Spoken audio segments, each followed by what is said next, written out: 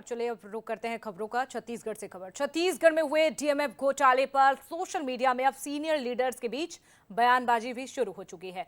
पूर्ववर्ती कांग्रेस सरकार में हुए इस घोटाले में कमीशनबाजी का खुलासा किया गया था, तो फेसबुक पर एमपी के पूर्व सीएम दिग्विजय सिंह ने खबर के साथ ही पत्रकार दयाशंकर मिश्रा को एक पोस्ट लिखी थी, रीपोस्ट की गई और लिखा कि छत्तीसगढ़ में घोटाला सामने आया है।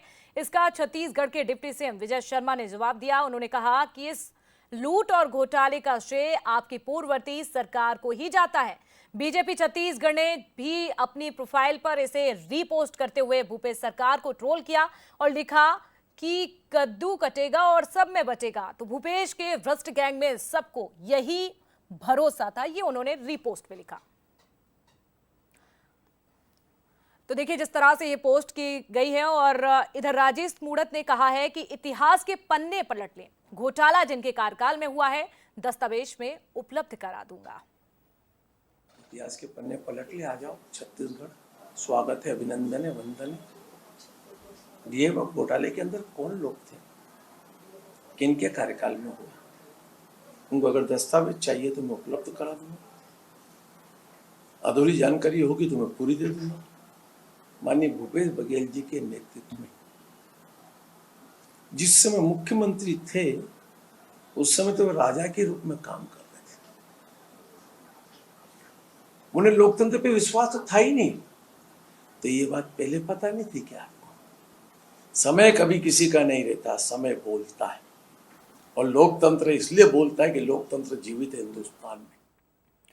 छत्तीसगढ़ में कांग्रेस सरकार के दौरान हुए डीएमएफ घोटाले को लेकर एक बार फिर से अब सियासी घमासान शुरू हो चुका है और इस बार मुद्दा बना है मध्य प्रदेश के पूर्व मुख्यमंत्री दिग्विजय सिंह के सोशल मीडिया पोस्ट से, जिसमें उन्होंने एक अखबार की रिपोर्ट का साझा करते हुए एक पोस्ट की है और इस घोटाले पर सवाल खड़े कर दिए हैं।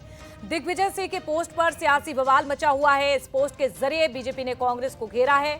तो बीजेपी सांसद ज्ञानेश्वर पाटिल ने कहा कि कम से कम दिग्विजय सिंह ने स्वीकार किया है कि बघेल सरकार में इतना भ्रष्टाचार हुआ और वहां की जनता ने उन्हें उखाड़ कर फेंक दिया।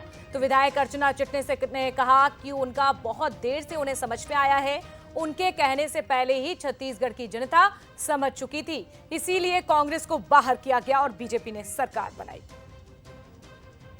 सिंह ने कम से कम इस बात को स्वीकार किया कि भूपेश बघेल की सरकार में भ्रष्टाचार हुआ है और भ्रष्टाचार इतना हुआ था उसी कारण वहाँ की जनता ने उसको उखाड़ कर फेंका, और नहीं तो कोई कारण नहीं था कि एक बार में सरकार का मन भर गया। हमारी 3-3 बार सरकार रही, उसके बाद में फिर जनता ने वहाँ पर हमारी सरकार को चुना है। और भ्रष्टाचार की जननी खुद कांग्रेस है। कांग्रेस जब तक भ्रष्टाचार नहीं करे कांग्रेस को मज़ा नहीं आता है, और भ्रष्टाचार मुक्त शासन देने का काम यदि कोई कर सकता है तो भारतीय जनता पार्टी कर सकती है। जो कहा वो उनको बहुत देर से समझ में आया। ऐसे उनकी सरकार के बारे में भी बहुत से कांग्रेस की बंधु ही आरोप लगाते हैं, और उनके कहने के पहले छत्तीसगढ़ की आम जनता, हमारी जनता जनार्दन उसको पहले समझ चुकी थी, इसलिए तो सरकार को बाहर करा और भारतीय जनता पार्टी की सरकार बनाई। और जनता समझती है, ये पब्लिक है, ये सब जानती है, इसलिए भारतीय जनता पार्टी पर भरोसा करती है। और कांग्रेस जब खत्म एक प्रकार से पार्टी है और उसकी कांग्रेस कल्चर राजनीति में आए ना, ये हमको अपनी तरफ से भी अपनी कार्यशैली को मजबूती से संभालना चाहिए। तो देखिए छत्तीसगढ़ में जो घोटाला हुआ अब उसकी गूंज सुनाई देने लगी है एमपी में और इसी पर चल रही है यहाँ पर सियासत। फिलहाल रुकेंगे।